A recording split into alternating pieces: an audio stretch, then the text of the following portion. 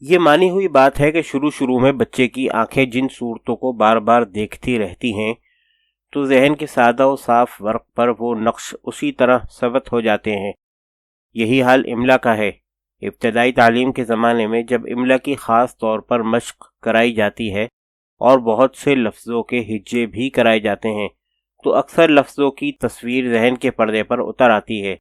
کتاب میں جو لفظ جس طرح لکھا ہوا ہے طالب علم اس لفظ کو اسی طرح لکھنا سیکھے گا، یا پھر یہ ہوگا کہ استاد تختہ سیاہ پر یا کاپی پر اصلاح کے ذیل میں جس طرح لکھے گا شاگرد اس لفظ کا وہی املا سیکھے گا اور اسی کو صحیح سمجھے گا۔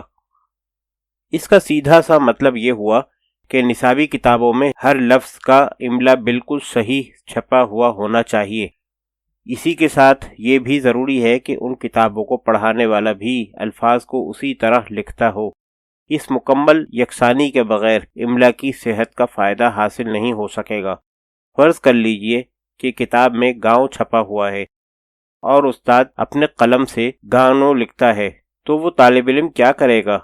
اس کا ذہن الجھے گا کہ نہیں؟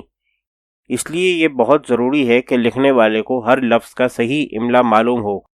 اس کے ساتھ ساتھ صحت املا سے متعلق اور ضروری باتیں بھی اس کے علم میں ہوں۔ اردو میں دو خط رائج ہیں، خط نسخ، خط نستعلیق۔ اس معنی میں خط اصطلاحی لفظ ہے۔ لکھاوٹ کی کسی خاص روش کے لیے اس لفظ کو استعمال کیا جاتا ہے۔ ہر زبان کا رسم خط تو ایک ہی ہوتا ہے، مگر لکھاوٹ کے انداز ایک سے زیادہ ہو سکتے ہیں۔ ایک مثال سے اس کا اچھی طرح اندازہ کیا جا سکے گا۔ انگریزی کی چھپی ہوئی کتابوں کو آپ دیکھتے ہی ہوں گے اور پڑھتے بھی ہوں گے، اور پھر خود بھی انگریزی عبارت کو اپنے قلم سے لکھتے ہوں گے۔ دونوں جگہ لکھاوٹ کا ڈھنگ مختلف ہوتا ہے، رسم خط ایک ہی ہے، انداز دو ہیں۔ اردو میں ٹائپ کی چھپائی خط نسخ میں ہوتی ہے، باقی سب کاموں کے لیے خط نستعلیق کو استعمال کیا جاتا ہے۔ روزمرہ کے سارے کام، خط لکھنا، حساب کتاب وغیرہ اسی خط میں انجام پاتے ہیں۔ طالب علم شروع ہی سے خط نستعلیق کو سیکھتا ہے اور پھر عمر بھر اسی خط میں سب کچھ لکھتا رہتا ہے۔ یہی وجہ ہے کہ صحت املا میں اصل اہمیت اسی خط کی ہے۔ ایک اور خط تھا جس کا نام تھا خط شکستہ۔ دفتروں میں اس کا چلن تھا۔ تیز لکھائی کے لیے یہ کارآمد تھا۔ اس میں لمبی لمبی آڑے ترچھی کشیشیں ہوتی تھیں اور بہت سے حرف ایک دوسرے سے ملا کر لکھے جا سکتے تھے۔ اب اس کا نام رہ گیا ہے، وہ دفتر ہی نہیں رہے۔ ہاں، پرانے کاغذوں میں اور کبھی کبھار تھانے کی رپٹوں میں اس کی صورت دیکھنے میں آ جاتی ہے۔ اور ہاں، یہ جو بہت سے لوگ لکھتے لکھتے گھسیٹ میں لکھنے لگتے ہیں، یہ اسی خط شکستہ کا اثر ہے۔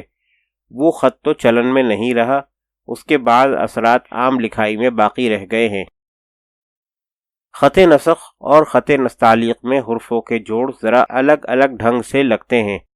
اس کے علاوہ نسخ میں حرفوں کے دائروں میں چپٹا پن ہوتا ہے، اس کے برخلاف نستعلیق کے دائروں میں بیضابط ہوتی ہے۔ اور بھی فرق ہیں۔ خط نسخ اصل میں عرب کی دین ہے۔ عربوں کی زندگی میں اس زمانے میں سادگی تھی، علاقہ بھی کچھ ایسا ہی تھا۔ اسی انداز کی سادگی اور یکسانی اس خط میں بھی ہے۔ خط نستعلیق ایران سے آیا ہے اور اس میں ایرانی مزاج کی نفاست پسندی، صناعی حسن پسندی اور نقش گری کی نمود ہے۔ نسخ میں قلم بدلتا نہیں، شروع سے آخر تک یکسانی رہتی ہے۔ نستعلیق میں لکھی ہوئی عبارت کو دیکھیے تو صاف معلوم ہوگا کہ اس میں قلم بدلتا رہتا ہے، جس سے کشش میں اتار چڑھاؤ نمایاں ہوتا ہے۔ کہیں پورا قلم لگایا جاتا ہے، کہیں نصف اور کہیں اس سے کم۔ مثال کے طور پر حرف جیم کو ذرا غور سے دیکھیے، معلوم ہوگا کہ اس کے سر، گردن اور دور میں قلم کا پیمانہ مختلف ہے۔ یہی صورت ہوتی ہے مختلف حرفوں کے جوڑ میں۔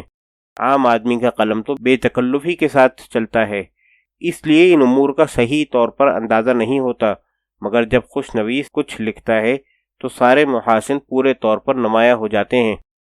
عرب اور ایران میں جتنے خط ایجاد ہوئے ان میں سب سے زیادہ خوبصورتی خط نستعلیق کے حصے میں آئی، اسی وجہ سے اس کو عروس الخطوط بھی کہا گیا ہے۔ خط نسخ اور خط تعلیق دو پرانے خط تھے۔ انہی دونوں کے امتزاج سے خط نستعلیق کی نمود ہوئی۔ اس کے نام میں بھی ان دونوں خطوں کا نشان موجود ہے، نسخ، تعلیق۔ لفظ نستعلیق اردو میں مہذب اور متین کا ہم معنی بھی ہے۔ کہتے نہیں ہیں کہ وہ تو بہت نستعلیق ہیں۔ یہ بات لکھی جا چکی ہے کہ اردو میں عام طور پر لکھائی میں خط نستعلیق کام آتا ہے، اس لیے جب صحت املا کی بات کی جاتی ہے تو حرفوں کے جوڑ پیوند کی حد تک خط نستعلیق ہی زیر بحث ہوتا ہے۔ لفظ مجموعہ ہوتا ہے حرفوں کا، وہ 2 حرفوں یا زیادہ۔ ایسے حروف زیادہ ہیں جو ملا کر لکھے جا سکتے ہیں۔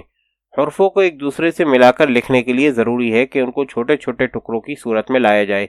جیسے ایک حرف ہے بے، جب یہ لفظ کے آخر میں آتا ہے تو اس کو اسی طرح لکھا جاتا ہے جیسے اب، جب، مگر جب یہ شروع میں یا بیچ میں آتا ہے تو الگ الگ حرفوں کے ساتھ اس کی الگ الگ شکلیں بن جاتی ہیں، جیسے بت، بج، بس۔ اب اس حرف کی 4 شکلیں ہوئیں۔ بہت سے حروف اسی طرح شکلیں بدلتے ہیں۔ کسی لفظ میں بس 2 حرف ہوں تو عام طور پر اس کے لکھنے یا پڑھنے میں الجھن نہیں ہوتی۔ اگر کوئی لفظ 3 یا 4 اور زیادہ حروفوں کا مجموعہ ہو تو الجھن پیدا ہو سکتی ہے۔ مثلا ایک لفظ ہے بنتا، اس میں 4 حرف ہیں، شروع کے 3 حرف بے، نون، تے ایک ہی گروپ کے ہیں، ان کے جوڑ ایک ہی طرح لگتے ہیں، یعنی یکساں شوشوں کی صورت میں ان کو لکھا جاتا ہے، بس نقطوں کی مدد سے ان کو پہچانا جاتا ہے۔ اب اگر نقطے صحیح طور پر نہ رکھے جائیں یا صحیح جگہ پر نہ ہوں تو ظاہر ہے کہ لفظ کی لکھاوٹ غلط ہو جائے گی۔ کوئی شخص اٹکل سے صحیح پڑھ لے تو پڑھ لے، ورنہ عام طور پر اس لفظ کو غلط ہی پڑھا جائے گا۔ غلط پڑھا گیا تو معنی بدل جائیں گے یا چوپٹ ہو جائیں گے۔ ایک لفظ نبی ہے، نون، بے، یہ، اس میں نون اور بے کے نقطے ذرا ادھر ادھر ہو جائیں تو یہ آسانی کے ساتھ بنی بن سکتا ہے۔ یا جیسے ایک لفظ ہے رجحان، اس کو بآسانی رحجان پڑھا جا سکتا ہے۔ مجھے خوب یاد ہے کہ 10ویں درجے کے نصاب میں ایک غزل تھی جس کے مطلع کا پہلا مصرع یہ تھا، دل مت پٹک نظر سے کہ پایا نہ جائے گا۔ اس مصرعے کو بارہا اس طرح پڑھا گیا، دل مت ٹپک نظر سے کہ پایا نہ جائے گا۔ وجہ یہ تھی کہ کتاب میں یہ لفظ اس طرح چھپا ہوا تھا کہ ٹے کی چھوٹی تویں اور پے کے نقطے اپنی اپنی جگہ سے ادھر ادھر ہو گئے تھے۔